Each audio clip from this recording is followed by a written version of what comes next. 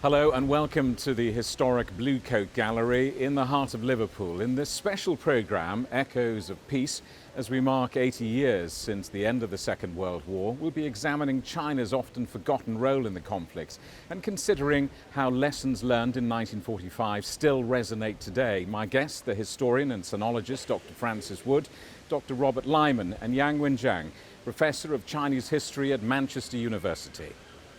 I think it's the question of what comes afterwards. And I think at the time there was just a very serious political wish to keep China rather out of it. I mean, people were not interested. You get the Korean War, China sort of fades from our memory. But I would like to kind of bring back the fact that during the war, I mean, people in Britain felt incredibly strongly for China. Something that's little known is that during the war, between about 1943 and 1946, British people, ordinary people, raised £160 million to send to China for relief. I mean, people in Britain cared desperately about it. So ordinary people minded very much. They took a penny a week to work, they took a penny a week to school, they went to meetings, they attended special meals, they went to cinema. They raised a huge amount. They cared very much. But after the war, the politics of the world shut China out. Robert, what's your take on this? Well, I concur with my two learned friends. The reality is that China was the heart of the war. The East Asia War began and ended because of China. And it's a real travesty in my 40 years of studying the subject, how little we in the West know, but actually how few people in the East understand it as well. So we have a learning game ahead of us. All of us involved in this field need to do more. It was important because China was the heart of Japanese imperial ambitions, and we must not forget that. If we are fighting fascism, we're fighting imperialism, and China was the battleground of Japanese imperialism. And that's why it's so incredibly important. And it's incredibly important to understand also the Allied strategies. The war did not begin at Pearl Harbor. No. The war began in 1931. Many millions of Chinese had been killed by the time we even knew about it. So there's a sense of cognizant failure, dissonance even, over those years of not understanding what's going on. We need to open the doors and have a look inside. Professor Zheng, do you think this is racism or cultural misunderstanding? I mean, have these played into Western attitudes towards China's role in the war? Is it easy and that simple? Could be. I think Francis was saying because it was the Cold War after 1945 and the Civil War, so I think the Cold War kept each other busy. And then after that, it's the economic reform. People were busy making money. So I think it's really time. I'm talking from the perspective of a teacher. For my Modern China module, first year Chinese history module at Manchester, I have 180 students, and I teach about the Second World War. There's no reading. You know, you assign readings to students, there's nothing. So we need to study. Is that because they can't read or there aren't enough books? Because nobody has written much about the Second World War, the China theatre. And we didn't mention Michael Lindsay. Yeah. Because he was instrumental in Yan'an. Without him, I don't know how the communists would have gotten the message out. And we didn't talk about the Chinese expedition forces working with the British in Burma, liberating Burma. You know, some Chinese might have heard about the Renanqiang Dajie. Chinese forces, expedition forces, saved 7,000 British troops with 500 missionaries and journalists. Nobody talks about that. And nobody writes about it. So when I teach the module, teach World War China at War, you assign readings to students. There's no reading to assign. So it's really urgent for us to study. How is the Second World War viewed in China now? It's interesting that two of the biggest box office hits this summer in China are dramas set in the Second World War. I think there's a renewal, there's a desire in China at the moment to understand the war. and which I had never seen before. Maybe before it was the economic reform. I think there's a desire today. So we need to ride on that tide and do more research. Yes, yeah. Robert, let's talk about some specifics. Events like the Nanjing massacre, the bombing of Chongqing and Shanghai, especially devastating, and are known globally. How did atrocities like these shape both domestic morale and international perception of the conflict? I think we need to remember that at the time of the Nanjing massacre in 1937, when at least 300,000 men, women and children were arbitrarily killed by the occupying power, the world didn't understand the scale of the terror that was being undertaken. Terror was a new form of warfare. And I have to say, many people then and now didn't believe it. And they didn't believe it because it's almost incomprehensible to think about this. This is why Hogg is so incredibly important. This is why history is so incredibly important, because we have lots of eyewitnesses from Nanjing in particular who saw exactly what was going on. And it wasn't as though the Japanese army, the Imperial Japanese army, was hiding what it was doing. There's a cognitive dissonance here in Japan. I've interviewed lots of Japanese veterans in the last 40 years, and a number of them, when I ask this question, I always ask the question, and did you see any atrocities? Not a single Japanese soldier saw a single atrocity. I know the Japanese army was incredibly disciplined, and we would never have done anything like that. So there's a matter of us, in terms of understanding, opening the door into China in the war. We all have to do it, those in Japan and those here as well. Francis, do you think the West is ready to recognise China's role in the war? And if not, why? It's a question of what you mean by the West. I think people are. The question of whether politicians are is yet another one. I mean, at the political level, there's still this extraordinary suspicion, mistrust, and so on. Really kind of very negative views of China. But I think lower down, people, I think to go back to, like all the people who raised money during the Second World War, they send their pennies to China, that ordinary people have a great sense of sympathy and understand and would love to hear more about, I think, the stories, of people like Hogg, but also the thinking of the Lisbon Murrow. I think that'll go a very long way to creating a popular support, whether it feeds upwards to the uninformed who govern us is another question. Professor Zheng, what are the other key moments, if I can put it like that, in the conflict that are largely forgotten or perhaps were never even known about in the West? For me, the most important is Michael Lindsay and the Chinese expedition forces to Burma, to India, 中国远征军. And there were thousands of them. They collaborated with the British. They broke one of the camps when the Japanese encircled the British, about 7,000 of them. That story needs to be written. And it's not, and I'm trying to get my students to write dissertations, MA dissertation, to do that. And to do PhD, you really need to go to the archives. You really need to go interview people, but I think most of them are gone by now. It's really sad. For us, you can't explain Burma theater without understanding the Chinese expedition forces. So that's, for me, that's the most important. Professor, how has the view of China's role in the Second World War changed over the last 80 years? And why do you think that might be? That's a tough question. I know, but you're a professor.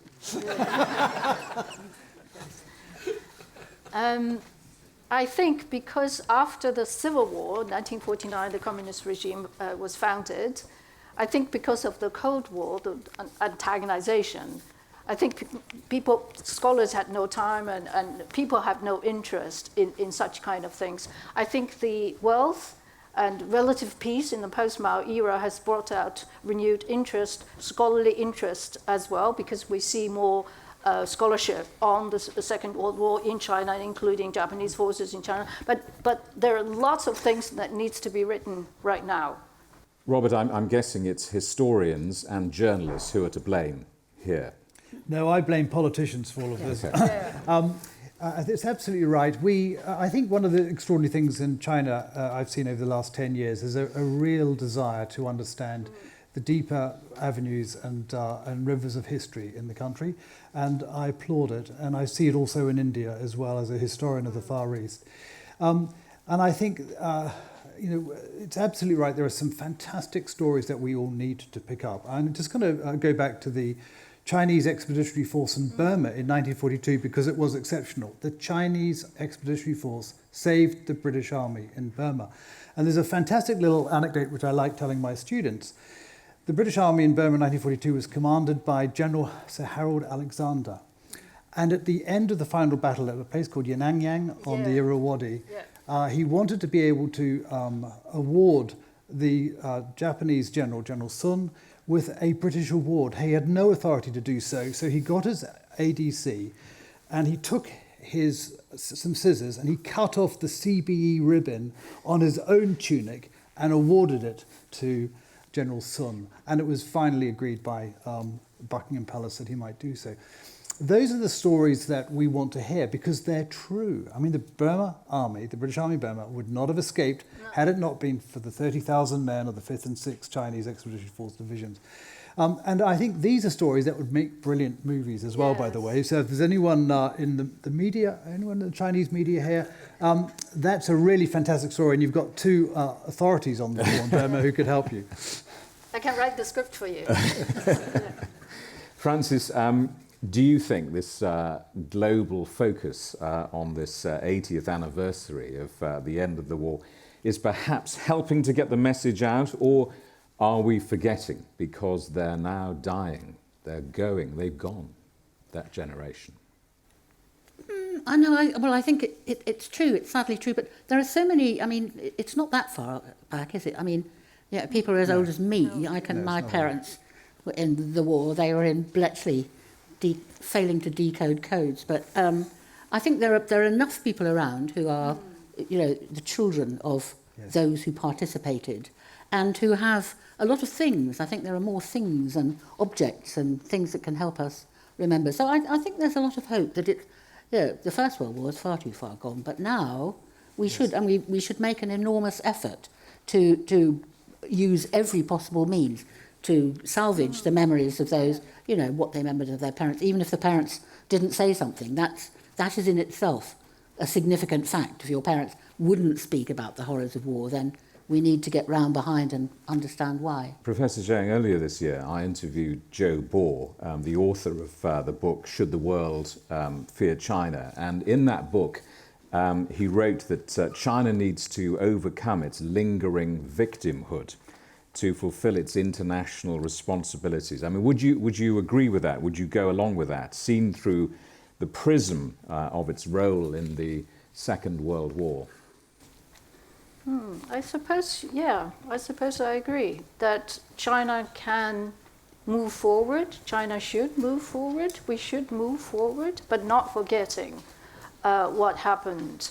But to move forward, you need to know what happened. And what happened is what matters to me as a historian, as a lecturer who teaches every day. And we need sources, and we need books and articles, and that can only be done by research. Robert, how did China's resistance impact Allied strategies in the Pacific, and what about in Europe? If nothing else, I guess, it allowed the Soviet forces to focus on the Western campaign. It did, absolutely. It was incredibly important. I mean, I can't exaggerate enough the importance of China staying in the war and holding down the Japanese army along the Yellow River, as we call it, because otherwise those troops would have been elsewhere. And we need to remember that the reason why the war began in the Pacific in 1941 was because of the Japanese inability to successfully prosecute the war in China.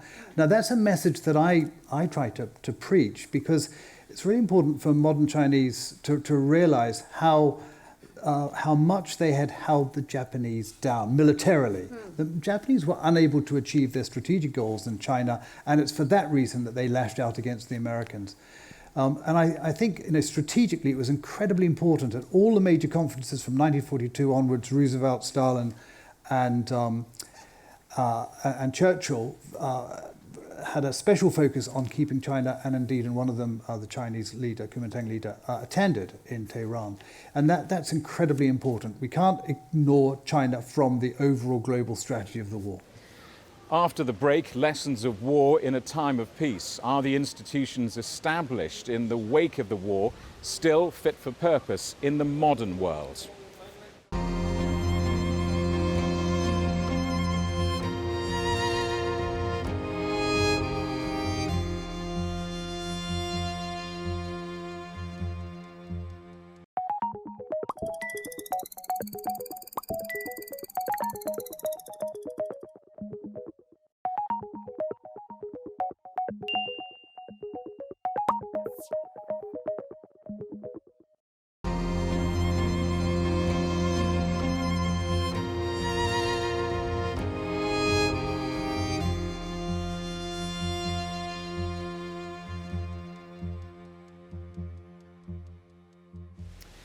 Hello, welcome back to this special programme, Echoes of Peace, from the Blue Coat Gallery here in Liverpool, marking the 80th anniversary of the end of the Second World War. Many of the international groups that shaped the world order after the conflict remain in place today: the United Nations, the World Bank and the International Monetary Fund. But 80 years on, are they still relevant? My guests are Ana Palacio, Spain's former foreign minister, and Peter Medgyessey, former Prime Minister of Hungary. It doesn't make sense in the world of today that there are 9 Europeans sitting on the board of the World Bank, deciding what the policies of the World Bank are. 9 Europeans out of 26. Doesn't make sense today. And this has consequences in the purpose. For instance, I will not elaborate, but certain restrictions to energy policy that for Africa do not make sense. We Europeans, we buy gas from Mozambique, but the World Bank cannot finance power-generated gas from Mozambique, although we use the gas from Mozambique to make power. This is an example.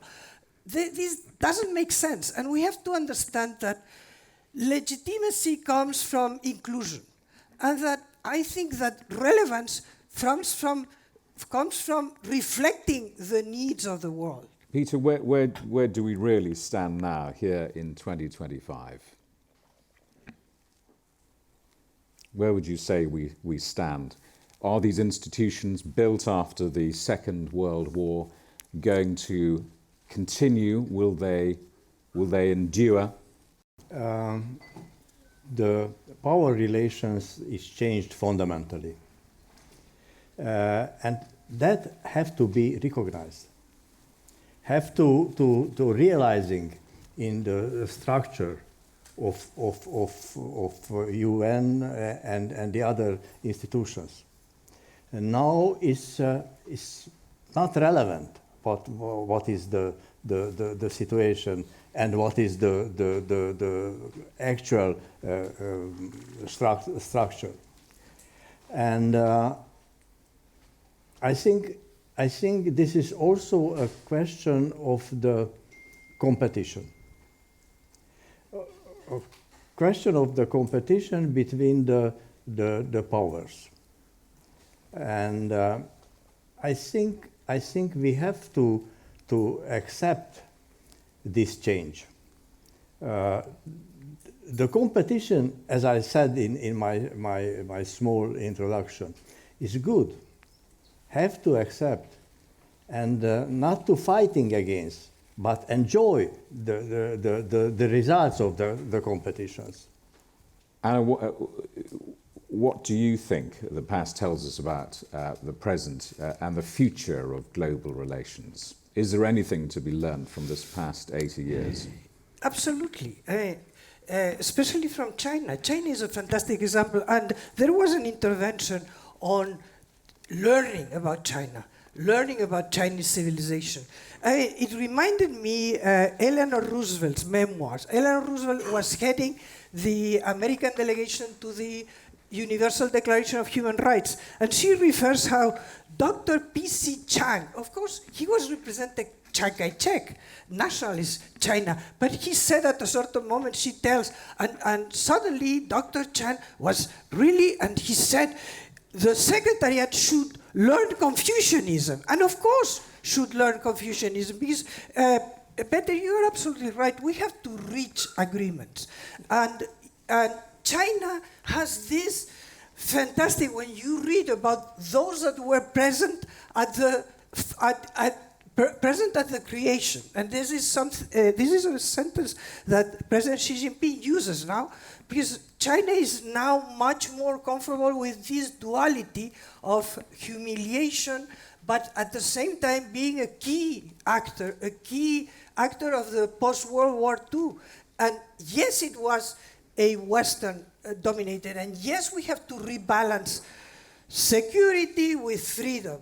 We have to rebalance individualism with the importance of the group. But this debate is there from the beginning, from Bretton Woods, in the San Francisco debates, and China had a very strong voice that China has just withdrawn from for many years, and that China now is recovering this, being comfortable with saying, yes, we were key actors, yes, we were there, and frankly, today, China is trying to lead the reform that is needed. Peter, we know about the increasing global trade tensions. We know about the rise of the far right across much of Europe, and a raft of emerging countries demanding their voices are heard. Is it now time to rethink the world order cemented 8 decades ago? Yes, it is the time. Not so easy to answer to this question, how to do, because this is the question. Practically, everybody is agree that have to create a new world order, but how to do that? I think the right way to recognize the reality, because the reality show that always the weak doesn't like the competition, and the strong like very much the competition. If you look 20, 30 years ago, United States was very much pro the competition because it was the strongest. In the time, changed the situation, and now China is very close to United States. United States doesn't like the competition today. Want to defend the economy and to put the taxes and everything. And I think the most important to recognize the reality. Anna, if this new reality is going to happen, how is it going to happen? Is it going to be the work of politicians or academics? It's difficult to imagine agreement breaking out around the world. I'm an incrementalist. I think realism is the key word. And frankly, today, we have to understand that by United States withdrawing from the role that United States has played of inspiring and fostering this world order that we had, there is an opportunity that China is betting on. Clearly, when you see the policy of the President Xi Jinping and the present government, it's clear China is leading this idea that we need to keep the essence, because what we cannot just go back to the 30s where aggression, just aggression without any justification, and Manchuria is a key example, just is rewarded. And this is where United States, because Roosevelt plays a key role in the 40s, United States now doesn't. So I think that China has a great opportunity to lead this idea of inclusiveness, of responsibility, of just being relevant for the problems of today. And governance, as I mentioned the World Bank, because I know the institution very well, but it's true of the Security Council, it's true of United Nations, it's true everywhere. We need to address it in an honest way, and we need critical mass. When you say the global south, you say the rest of the world. We need this critical mass, and let's hope that the Europeans will play a role. Peter, we're here today to reflect on China's role as an ally in the Second World War.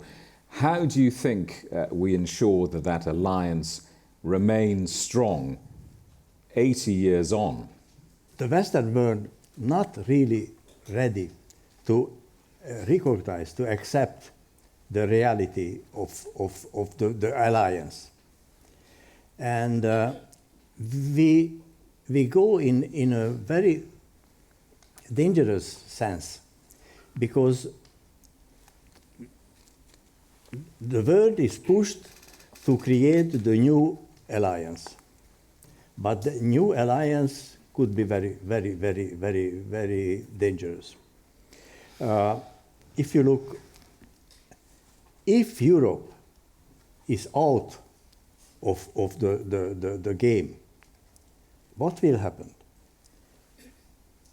United States look around to find a new alliance. China, Russia is obliged to look to the new alliance.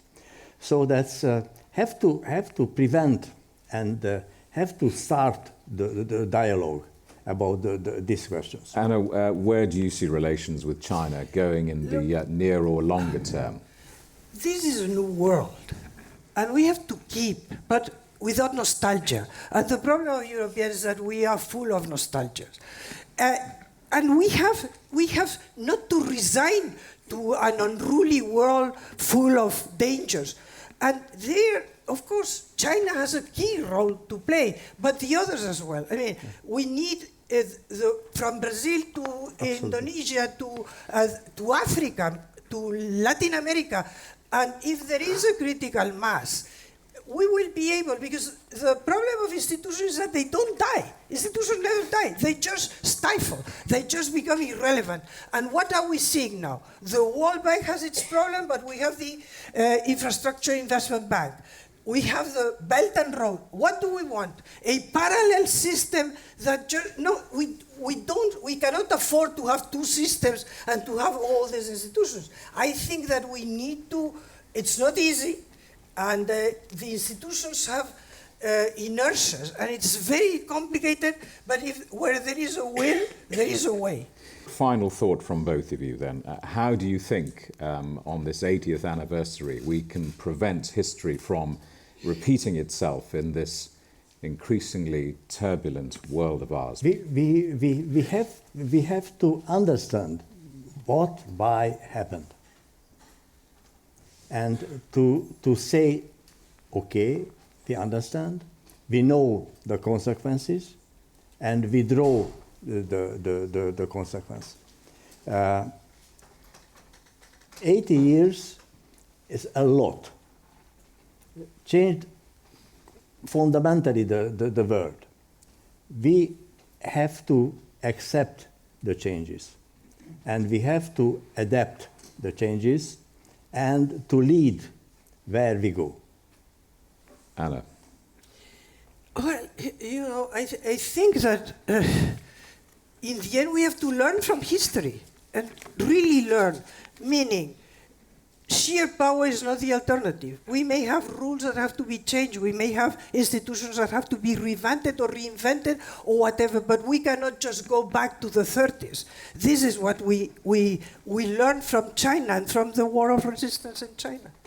Well, that brings us to the end of this special programme, Echoes of Peace, marking the 80th anniversary of the end of the Second World War. From me and all of us here in Liverpool, goodbye.